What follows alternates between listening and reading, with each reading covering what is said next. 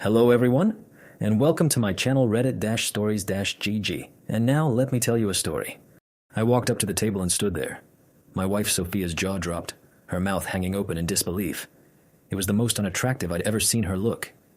Derek started to rise, but I held up my hand and said, "No, Derek. Don't get up. As long as you're sitting, you're safe. But if you get up, I'll be forced to knock your teeth down your throat, so please stay seated. I'd hate to make a scene here." I paused, glancing at Sophia, and continued. "I'm sorry to interrupt your moment, but I have to say this, Sophia. I can't believe you faked being sick just to ditch a weekend with me and be with this piece of dog." I could barely hold back my disgust. There's no one I hate more than Derek Walsh. But to come here to our special place, where we met, where I asked you to marry me, where we shared so many happy moments, that's something else. This place used to mean everything to me, but not anymore. And neither do you. I took a deep breath. On our wedding day, you promised me that you would never hurt me, and that you'd never make me stop loving you. Well, I see two broken promises now. I'm hurt, terribly hurt, and my love for you is melting away like an ice cube in a cup of hot coffee. I looked at her, my voice growing sharper. You know me better than anyone, Sophia. You know how I operate. I see the situation, analyze it, identify the problem, and find the solution. I've analyzed this one, and it's clear you want to date other men. Well, I won't allow that. I'm your husband and I'm not the problem. If I am, my solution is simple. I'll remove the problem. I paused for a moment, staring at her. So I'm leaving. You're free to date any man you want. I hope he's worth it. I turned to leave, but then added, Derek, this isn't over. I'll be seeing you around. I walked quickly to the exit and out onto the street, my mind racing. I crossed Main Boulevard and turned the corner toward the lobby of the Westin Grand Hotel. I stood there, hidden from view, watching as Sophia rushed out the door and onto the sidewalk. She looked desperately around for me, but I wasn't there. After a few moments, her shoulders slumped and she crossed the street to hail a taxi. She headed north toward our condo. I was upset, no doubt about it, but a small part of me felt some consolation. At least I'd ruined her night with Derek, and at least she seemed to care enough to leave him and head home, hoping to find me there. But she wouldn't. I stayed hidden, waiting a little longer to see what Derek would do. It wasn't long before he came out, hailed a taxi, and left in the opposite direction. I decided to stay at the Westin Grand for a few days to clear my head and figure out what to do with my life. I went inside and managed to get a room. You're probably wondering how we got to this point, so let me lay it out for you. My name is Michael Carter, and my wife's name is Sophia. When I graduated from Stanford, I landed a job as a software engineer with Heart Tech Solutions, a software development company in Houston. The owner of the company, Stephen Hart, was a decent boss, and I quickly moved up the ranks. I was doing well, and my career was on track. At the second company Christmas party, Stephen introduced me to his goddaughter, Sophia. She was the daughter of his best friend, and I suspect he invited them to the party just to set us up. I'm glad he did. Have you ever heard of love at first sight? Because that's exactly what happened. I thought Sophia was the most beautiful woman I'd ever seen. She was witty, funny, and everything I could imagine wanting in a partner. I was smitten. It didn't take long for me to dominate the night, and honestly, I think she did the same to me. We hit it off instantly and never looked back. As I mentioned earlier, the party was at Amadeus, and it became our special place. 3 months later, during another Saturday evening date at Amadeus, I asked her to marry me. She jumped into my arms and said yes. We were married and our lives only seemed to get better. My career flourished, hers did too, and we celebrated our successes together. We were married in 2010, and for a while, everything seemed perfect. But about 6 months ago, I started to sense that the honeymoon was over. I know that's not supposed to last forever, but I really wanted it to. Something had changed, but I couldn't quite put my finger on it. I couldn't shake the feeling that something was off. The romance seemed to have diminished between us, though, of course. I couldn't be absolutely certain. It was just a feeling. So, I decided to do something about it. I began planning a surprise getaway for the two of us. One of my best friends, Ryan Mitchell, worked in the software industry with his father, Frank. In fact, they were customers of Stephen's company. I frequently made trips to their office in Austin, so I planned to coincide the getaway with one of those trips. Sophia and I were supposed to meet Ryan and Frank along with their wives, Lisa and Patricia, for dinner Friday night. Then we had a brief business meeting on Saturday morning before heading to Sedona, Arizona for a couple of days. just the two of us. I hoped this would be the perfect chance to reconnect. But Sophia didn't seem excited about the idea. She clearly wasn't eager to make the trip with me. She didn't know about the Sedona surprise because I wanted it to be a romantic reveal to kickstart our second honeymoon. Despite that, she kept hesitating, and I had to push a bit to get her to agree. Friday morning came, and when I woke up, Sophia wasn't in our bed. I found her in the spare bedroom sleeping. I whispered, "Sophia, are you awake?" She stirred slightly and responded, "Michael, I got sick last night. I didn't want to disturb you, so I came in here. I'm really sick and just need to sleep more. Can you call my office and tell them I won't be in today?" I did as she asked and went to work while leaving her to rest. Around 10 o'clock, I called to check on her. She said she was still sick. I responded, "Well, I guess I'll go to Austin alone then," but got no reply. So I hung up and immediately called Ryan to let him know I'd be coming alone. We also discussed changing the plans. Ryan suggested that since Sophia couldn't make it, they should cancel the Austin trip and come to Houston instead. The two couples would meet me Friday night, and on Saturday they could shop at the Galleria district. If Sophia felt better, we could have dinner together. I loved the idea, so I made arrangements for them to stay at the Westin Grand Hotel and reserved a table at Amadeus for dinner at 6 p.m. I canceled my flight, the hotel in Austin, the car rental, and the hotel in Sedona. It was disappointing, but what could I do? At 3 p.m., I called Sophia again to check if she was feeling better and see if she'd join us for dinner, but I got a busy signal. I got distracted with work and forgot to call her back. Finally, at 5:30 p.m., I called again, but it went to voicemail. I left her a message with the updated plans and hurried out the door. I caught a taxi to Amadeus to meet the Mitchells. We were enjoying cocktails when out of nowhere, Ryan looked uneasy. "Michael, I'm sorry, but this is going to upset you. Sophia just walked in with another man. He's sitting behind you and to your left against the wall." My heart sank. I slowly turned around and there she was sitting with another man. Couldn't believe it. And that man was none other than Derek "Dog" Walsh. I hated him, and I always would. He'd been engaged to my sister Rachel, but left her standing at the altar. 2 days later, he showed up at her door to tell her he didn't want to get married. 3 weeks after that, we saw his marriage announcement to another woman in the paper, followed by a birth announcement 5 months later. Rachel was devastated, and although I believe she's better off without him, she's never fully recovered from the betrayal. Now, you understand why I call him that and why I hate him so much. But back to the present. To say I was shocked would be an understatement. I was completely stunned. I tried to speak, but all I could do was stammer. I could see the shocked looks on everyone's faces, and I knew they felt sympathy for me. Finally, I managed to speak. "Well, isn't this something?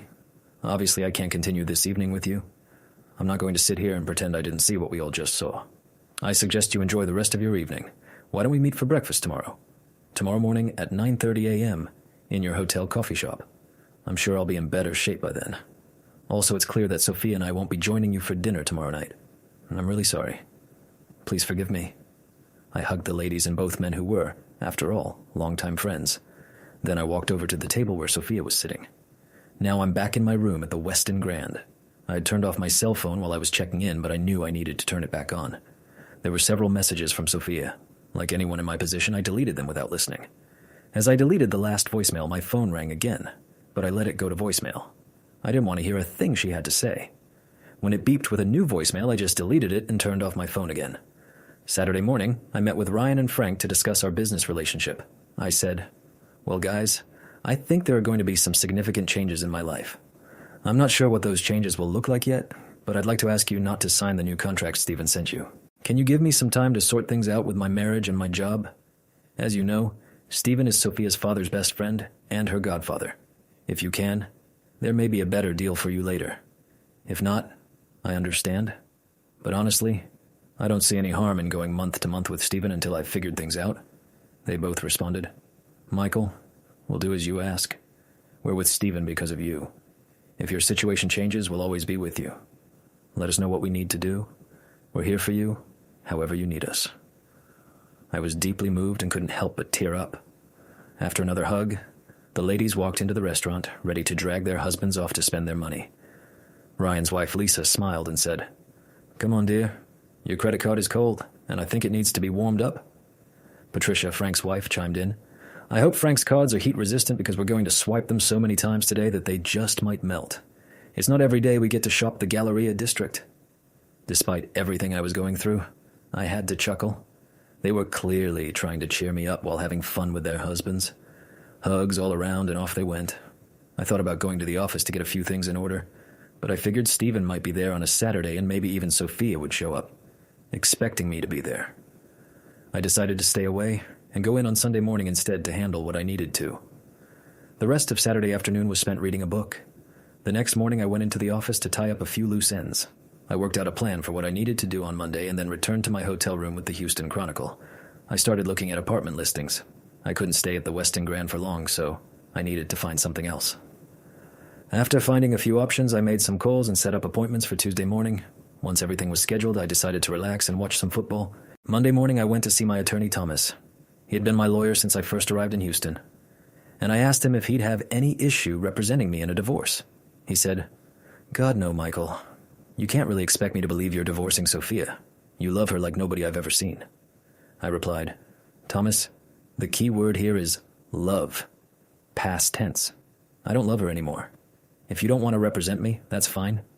But all I ask is that you don't represent Sophia either." He agreed. "I'd rather not represent either of you. I think you should try to work things out. But if you can't, I'd recommend Nathan Brooks. He'll do a good job for you. But please try to work things out." I thanked him for the referral, but I knew there was no going back. "Thomas, there's no way we're working it out. I just don't love her anymore." I met with Nathan Brooks, and he assured me that he could have all the paperwork ready by the end of the day. Sophia would be served on Wednesday. The next order of business was a visit to my bank. I got a cashier's check for half of our savings account. I left the rest of the money in our checking account since there would still be bills to pay until the divorce was finalized. Sophia and I had a specific arrangement with our finances. We each contributed a set amount each month to cover operating expenses. We also set aside a certain amount for meals, entertainment, and a fund for furnishings and other items. This account had grown significantly because we always put in more than we used. That's why I left it so it could pay bills until the divorce was settled. We also each put about $500 per month into a savings account for vacations and holidays. I took 50% of that account. As for our individual earnings, we used them as we saw fit, investing as we wanted. My investment account and her investment account were completely separate, managed by different brokers. I didn't know the value of her account, and I doubted she knew the value of mine. The only thing we knew about each other's finances was the monthly deposit into checking and savings. I took my cashier's check to a local bank and opened new accounts. I deposited $25,000 in checking and $125,000 in savings. After taking care of a few other financial matters, insurance and such, I figured it was time to head into the office and get things settled there. As soon as I walked through the door, Sandra, the receptionist, told me, "Stephen wants to see you in his office." Immediately, I figured, here we go. When I knocked on his door, Stephen called, "Come in, Michael. Close the door behind you." He was already on the phone, but I could tell from his tone that something was wrong. He hung up and said, "I got a call from Sophia. What the hell's going on?" I explained everything, and he asked, "What are you going to do now?" "I'm going to divorce her," I replied. Stephen liked me, but he could be arrogant sometimes, and it came out right then. "Oh, no, you're not, Michael. You're going to suck it up and work this out with your wife. There's no way you're going to divorce her and continue working here. Those are your choices. Work it out with Sophia, or I fire you." I was stunned. At least I pretended to be. "Stephen, are you telling me my work isn't valuable enough for you to overlook the fact that I'm divorcing Sophia? Haven't I done a good job for you? Have I broken any company rules? Have I failed to follow company policy?" You might have guessed by now that I had my phone recording the whole conversation. "Michael, you do a great job for the company," Stephen said. "You're as straight-laced as they come, and you always follow the rules. Hell, you helped write the company policy. I know you follow that, but Sophia is my goddaughter. I'm telling you, unless you work it out with her, I'm firing you. Do you understand?"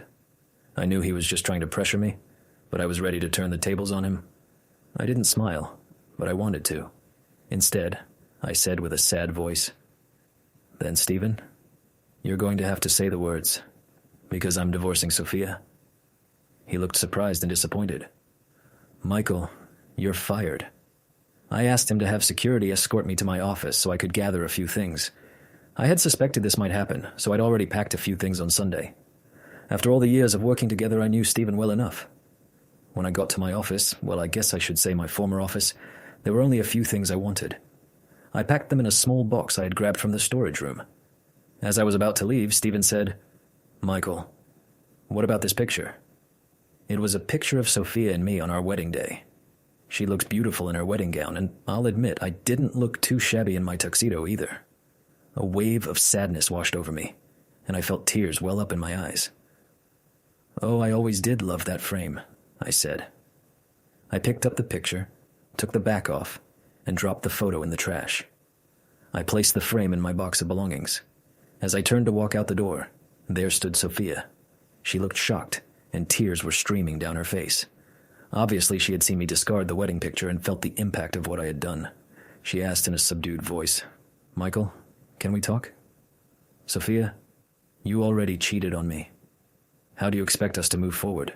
You broke both promises you made to me on our wedding day. You hurt me so badly that it broke my heart. And you did something that made me stop loving you. It's been said many times. You can't unbreak a heart. What's left? Do you really think I'll be able to get over you cheating on me? You know how much I hate Derek after what he did to Rachel, and you were cheating on me with him. Surely you can't expect that we can still make it as husband and wife." "No, Sophia, there's nothing else to talk about." With that, I continued walking out the door, out of my job, and out of Sophia's life.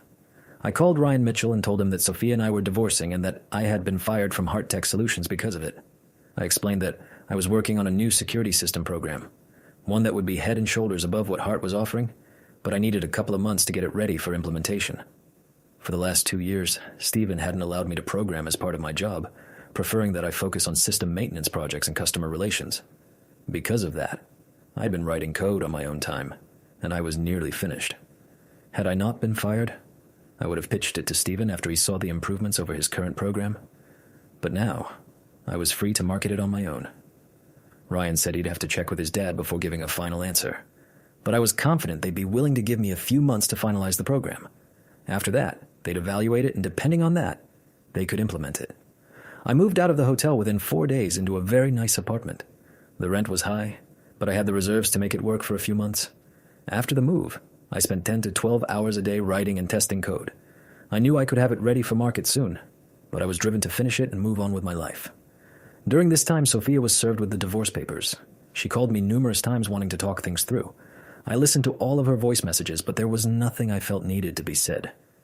She said, "Michael, I admit I probably would have slept with Derek if you hadn't stepped in. But I never did. I don't know what I was thinking, but I love you. Please call me." She said, "Michael, I love you. I don't want a divorce. Please call me." Then, "Michael, can't you find a way to forgive me and stay married to me? And, Michael, I miss you." I was sick of it. So I called Nathan and asked him to contact Sophia's attorney and tell him that I would be seeking a restraining order if she didn't stop. Soon after, I received a final message from Sophia. "Michael, I love you and want with all my heart to put an end to this and spend the rest of my life loving you. I can't believe you want a restraining order against me. But if you need to do it, go ahead. This will be my last message to you. I want you more than life itself. But the ball is now in your court. I'm sorry I hurt you so badly that you won't even talk to me. I love you, honey. Call me anytime you want." True to her word, I didn't receive any further voicemails or texts. The effect wasn't quite what I expected. It really put a final stroke to our marriage, even if we weren't divorced yet. But it also made me incredibly sad. 3 weeks flew by as I worked on my program for hours each day. On Friday afternoon, shortly after lunch, I received a call from Nathan informing me that we had a court hearing scheduled for the following Wednesday morning with Judge Margaret Sullivan. He said it wasn't good news because she had a reputation for being totally against divorce and made everyone jump through hoops before ever granting one, if she granted it at all. When we arrived at the courtroom, Sophia and her attorney were already there. Our case was called quickly. Once we were seated, the bailiff called the courtroom to order. "All rise," we did, and Judge Sullivan entered. She sat down and welcomed us. Turning to me, she asked, "As the petitioner in this divorce case, I'm asking if you would drop this action and go home and work on your marriage." I replied, "No, Your Honor. I want to continue with the action." I could tell trouble was coming when she gave me a disapproving look, but she said, "Okay." Then she turned to Sophia and asked, "Mrs. Carter, are you in agreement with this divorce action, or do you want to work on saving your marriage?" Sophia didn't hesitate. "Your Honor, I absolutely do not want a divorce. I love my husband, and I want nothing more than to save my marriage. Judge Sullivan turned to me. Mr. Carter, I've reviewed the petition carefully, and I see that you're filing on the basis of irreconcilable differences. I also note that your proposed settlement is extremely fair, and I see no indication of the usual vindictiveness from the typical petitioner. Do you have any explanation for that? I took a deep breath. Your Honor, I don't hate her. I don't want to hurt her, and I have no reason not to be fair in the settlement. I just don't want to be married to her anymore because I don't love her anymore. Sophia gasped, a faint sob escaping her lips. The judge's expression remained unchanged, but I could tell she was considering her words carefully. I think there's a real chance you two can work out your issues given the proper opportunity. I'm going to order marriage counseling with a very qualified counselor. There will be 3 joint sessions, 1 initially, then 3 individual sessions for each of you, followed by 2 additional joint sessions. The only exception is if the counselor informs the court that there is no hope of saving this marriage. So ordered. She struck her gavel, the sound echoing in the room. Next case. I wanted to protest, but Nathan, who had been quietly standing beside me, held my arm. Michael, just go to the first session. See if anything changes. If not, make it clear to the counselor that you want out, and see where it goes from there. Reluctantly, I agreed. The first counseling session was a disaster. Sophia cried, apologized, and begged me to stop the divorce and work on our marriage. The counselor listened to me, but didn't seem sympathetic to my desire to end things. He asked, Michael, why don't you tell me why you won't consider working on your marriage? I sighed, trying to maintain composure. Dr. Peterson, let me tell you a story. Not fiction, but it might read like a fairy tale. I was at my company's Christmas party when I saw a girl across the room. Ever heard of love at first sight? Well, it was for me. My boss introduced me to his goddaughter, Sophia, and from that moment, I knew she was the woman I wanted to spend my life with. I glanced over at Sophia. She was no longer the tearful woman she had been earlier. She was smiling, and for a moment I almost forgot everything that had happened, but I continued. It was love at first sight for me, Dr. Peterson. It wasn't something that grew over time.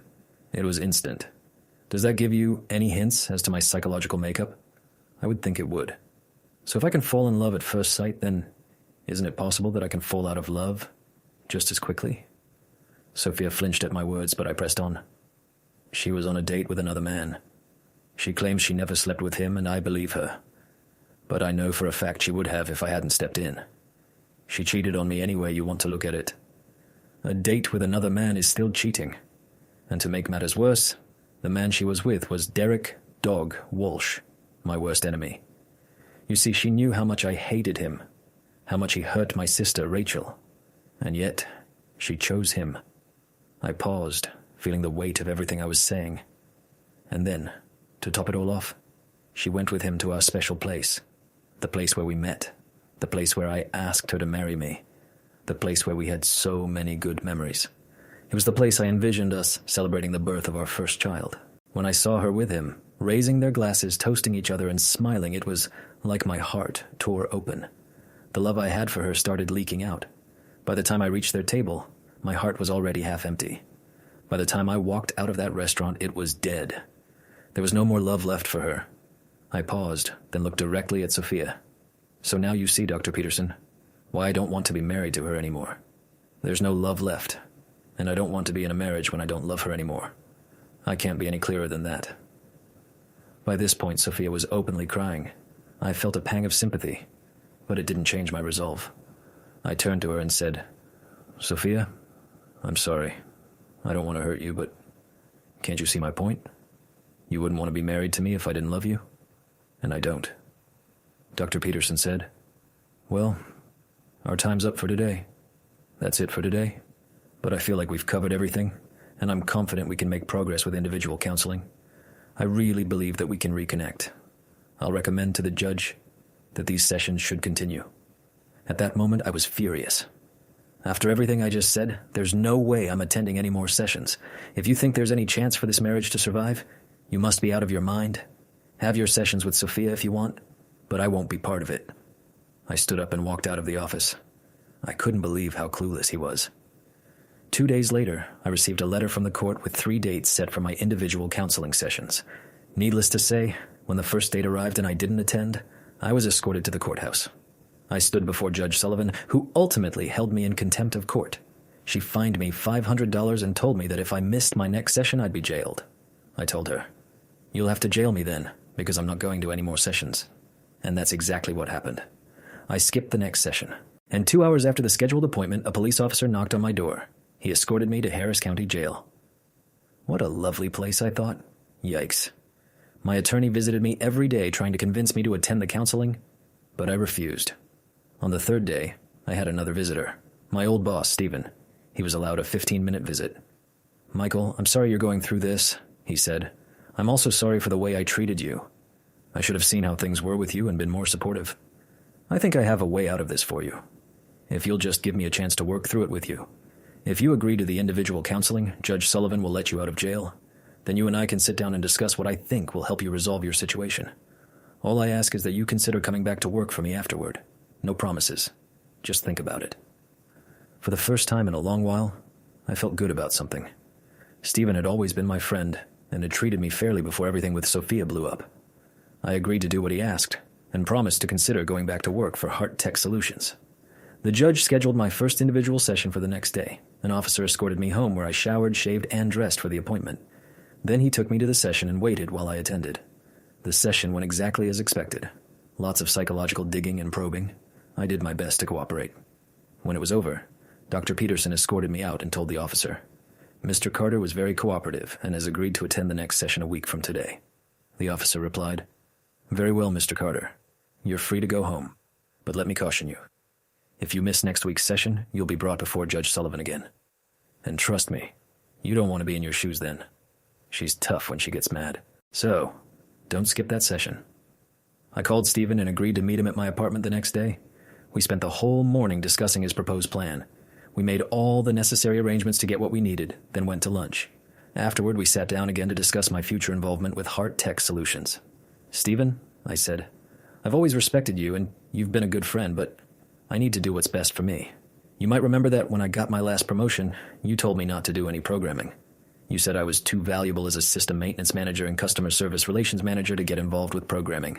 The thing is, Stephen, I love to write code. So I've been working on a new security program, generations ahead of anything on the market. Trust me, it would blow your socks off. It would revolutionize system security across the country. You know how much trouble retailers have with hacking?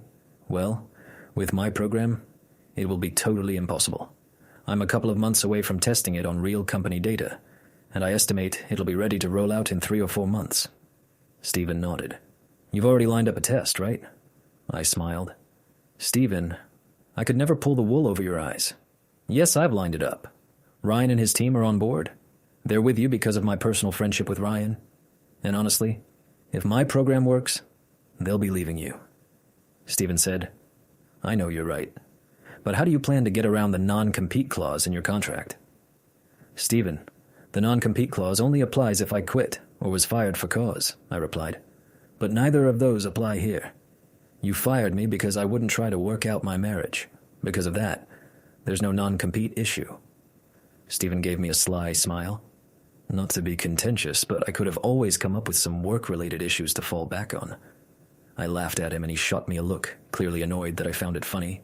Stephen, I said, I recorded our conversation when you fired me. I clearly asked if there were any work-related issues responsible for my firing, and you said no.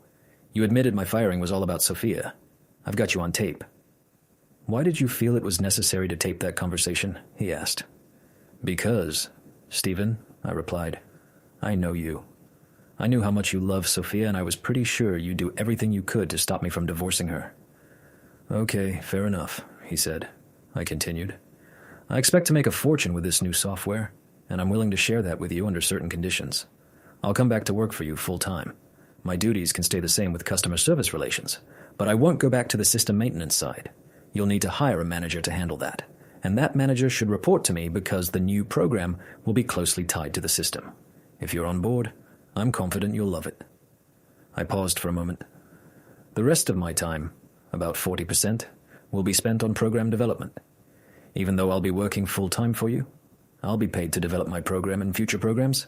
The exclusive ownership of these programs will remain mine. In exchange for that, I'll grant you an exclusive license to market them with a fixed royalty percentage payable to me. I know this sounds bold, Stephen, but trust me. Once you see what I'm working on, you'll be thrilled with this deal. We're going to make a killing. Stephen, ever the businessman, nodded. I agree to all the terms of this proposal. We'll have our corporate attorney contact you to write up the deal. But understand, if I feel it's not working as expected, I still have the option of letting you go. I'd like you to modify the royalty percentage to a higher number in that case. My next scheduled counseling session came and went without me attending. True to his word, an officer knocked on my door and dragged me to the courthouse, this time in cuffs. He smirked. "I warned you, buddy." When Judge Sullivan entered the courtroom, I noticed the color in her face was at least 2 or 3 shades of red. Smoke practically seemed to be coming out of her nostrils and fire shot out of her eyes. Yep, as predicted, she was furious. "Well, Mr. Carter, it seems you've done it again," she said. "I find you in contempt of court and hereby sentence you to 30 days in jail." Sophia was there, though I had no idea why. She suddenly burst out, "No, Your Honor, please don't do this to Michael. I withdraw my objections to his divorce request. Please grant it and don't send him to jail again." Spit practically flew out of her mouth when Judge Sullivan shot back. "It's too late for that, honey. He's spending time in jail. Period." At that moment, I jumped up. "Your Honor, I'd like to approach the bench." She glared at me and snapped, "You are not allowed to address me directly. That's what you have an attorney for." I turned to Nathan, my attorney. "Nathan Brooks, you're fired." Then I looked back at the judge. "Your Honor, I'll be representing myself, and I wish to approach the bench." I moved forward, and so did Sophia's attorney. "What is it, Mr. Carter?" the judge asked. "Your Honor," I began, "I'd like to request a short meeting in your chambers to settle this case. I believe that if we have that meeting, everything can be resolved to everyone's satisfaction." "Very well," she said. "Counselors will meet with me in my chambers in 10 minutes. I declare a short recess." Once we gathered in her office, I requested that the meeting be off the record. She was about to speak, but I quickly added, "Your Honor, I have reason to believe there are issues here that neither you nor Sophia's attorney would want on public record." After a long pause, she nodded and instructed the court reporter to leave the room. "Very well, Mr. Carter.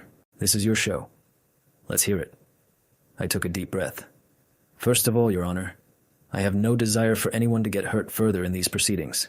Please believe me when I say that I have reason to believe there has been judicial impropriety here. I don't want you hurt, and I certainly don't want your marriage destroyed. I don't want to see Sophia's parents' marriage destroyed either. And I certainly don't want Sophia hurt. I don't love her anymore, and I don't want to be married to her, but I don't want her life to fall apart. As you may have already guessed, I have evidence of you having an affair with Sophia's father, which would require you to recuse yourself from this case. The evidence is irrefutable and explicit, I might add. I could present it here to you in opposing counsel if necessary, but I'd rather not do that. If I'm forced to, I'd submit it to the Judicial Review Board, but I don't want to go down that road. As I said, I don't want anyone hurt further. I just want my divorce." I glanced over at Sophia's attorney, hoping for some acknowledgement of my statement. "What do you think?" I asked. He looked at Judge Sullivan before speaking. "Your Honor, I've always respected you for refusing to give up on marriages that still have a chance. You've been tough in some cases, but I've understood why you did it. Assuming Mr. Carter's evidence is legitimate, I'd be disappointed in you for having an affair, and even more so that you didn't recuse yourself from this case. But like him, I wouldn't want you hurt. I believe you should grant him his divorce."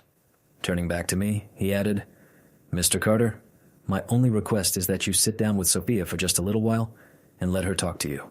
I know you told the counselor that your heart is broken, and I understand that, but know that hers is broken too. Just give her a few minutes of your time. None of this needs to leave this room if you grant the divorce." When we returned to the courtroom, Judge Sullivan granted the divorce. The property settlement was also approved as presented. Each of us would keep our investment accounts, our 401ks, and 50% of our savings. The operating expense account would cover all bills until the divorce was finalized and beyond, remaining in Sophia's custody. She would keep the condo, living there as long as she wished. But should she sell it, the net proceeds would be split 50-50. The judge reversed her previous ruling of 30 days in jail and instead fined me $500, which I gladly paid. I realized she had to save face in some way. As promised, I sat down with Sophia in a private interview room next to the courtroom. She apologized again, explaining that she didn't know why she'd done what she did. She told me she would continue seeing her counselor until she understood why. She said she would always love me and begged for my forgiveness. "I forgive you, Sophia," I said, "and I don't hate you. I just don't love you anymore." I hugged her and walked out of the room. As I made my way down the hallway, I could hear her crying. I spent the next 6 weeks working on my new security program, and I was about to implement it on Ryan and Frank's system. About a week before I was scheduled to go to Austin, I received a call from Sophia. "Michael," she said, "I've decided to sell the condo, and I've got an offer for $560,000. I didn't want to sell it to someone else before giving you the chance to buy it. If you want it, you can pay me $280,000 and I'll reject the other offer. What do you think?" "First of all," I told her, "I don't want the condo. You can go ahead and sell it. Have my share of the proceeds sent to my attorney, payable to me. You'll handle the paperwork for the sale and make sure the funds get into my account. But why are you selling it?" "I'm selling it because I'm leaving town," she replied. "I have a new job and I won't be living here anymore." She then told me she'd found out about the affair between her father and the judge, and though I hadn't wanted anyone hurt, it still hurt her when she found out. She said she just needed a fresh start. I wished her all the best in her new job and said my goodbyes. 2 weeks later, I walked into Ryan and Frank's company with my security software package, ready for the testing phase and live system implementation. Ryan greeted me with a big hug, saying they were excited to get started. "Michael," he said, "let me introduce you to our IT administrator." And there stood Sophia. I glanced at Ryan. "What's going on here?" I asked.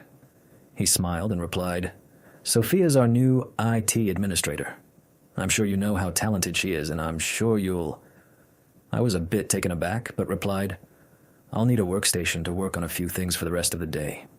I'll work with Sophia some, but mostly I'll be getting the package ready for installation. The computer should have internet access." I managed to calm myself down, and I have to admit the day was surprisingly pleasant. I had always thought of Sophia as witty, intelligent, humorous, beautiful, and fun to be around. None of those attributes had changed.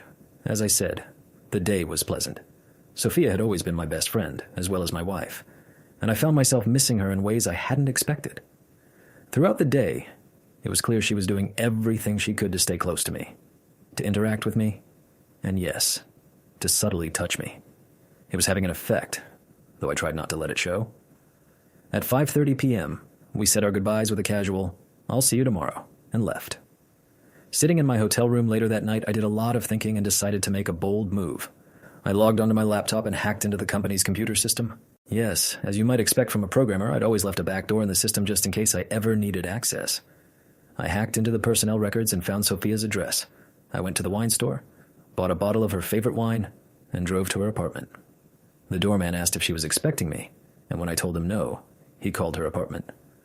When there was no answer, I assumed she might have gone out and wasn't back yet. I asked if it was okay for me to wait, and he led me to a small lounge area off to the side of the lobby. Not long after, I saw Sophia walk through the door with a man. As they reached the elevator, he gave her a hug, kissed her, and even patted her on the backside. The doorman walked over to them, said something to Sophia, and pointed in my direction. I started walking toward them, and I heard Sophia say, "Oh God, no. Please, no." "Well, here we are again," I said. "I seem to always interrupt your dates." I handed the bottle of wine to the man and said, "You two have a good evening." As I walked out, Sophia rushed after me. "Michael, please don't go. Please don't leave me again," she pleaded. But I left. I returned to my hotel and sent Sophia an email at the company. Subject, regarding today. "Sophia, when I walked into Ryan's office today, I was surprised to see you there. It didn't take me long to figure out that you'd probably quit your job, sold the condo, moved to Austin, and started working for Frank and Ryan just so you could be close to me. I might be arrogant, but I assumed you wanted a chance to reconnect, to see if we could get back together. I imagine Stephen had something to do with it, telling you what I was working on and where I would be. That doesn't surprise me, but it doesn't make me happy that he's messing with my life. Honestly, I was happy to see you. I've missed you. After all, we were great friends. I enjoyed being with you today. It felt really good. I didn't want it to end. So, I decided to bring over a bottle of wine so we could talk some more away from the office.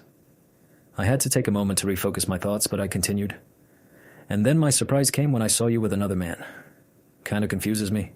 You go to all the trouble to be close to me again, yet in the short time you've been in Austin, you've already started an intimate relationship with someone else. The only two explanations I can think of are that you either aren't really interested in renewing our relationship, or you still think you can be with me while dating other men. Well, either way, I'm out of the equation. I've been second-guessing myself about divorcing you, but your actions give me peace of mind. I didn't make a mistake. What frustrates me is knowing that I almost became a fool again, believing you cared about me. You don't. You care only about yourself. I hope one day you find whatever will make you happy. The only thing left to say is this: don't pursue me again. As far as I'm concerned, I shouldn't exist to you. Have a good life, Sophia. Second email. Subject: regarding the software. On another note regarding the software I'm working on, I'd like to keep you updated on the progress. I'm nearing the testing phase and will be in touch soon about implementing it. I'll let you know when everything is ready for the next steps. Subject: installation instructions. Sophia, attached to this email is a file containing complete instructions on how to activate the security software. There's a 2-word password needed to access both the file and the system. I'm going to let you figure out what those 2 words are, but if you think back to the last time we saw each other at Amadeus, it should be pretty easy. If you can't remember the 2 words, maybe Ryan can help you, as he heard them too. The password is broken promises.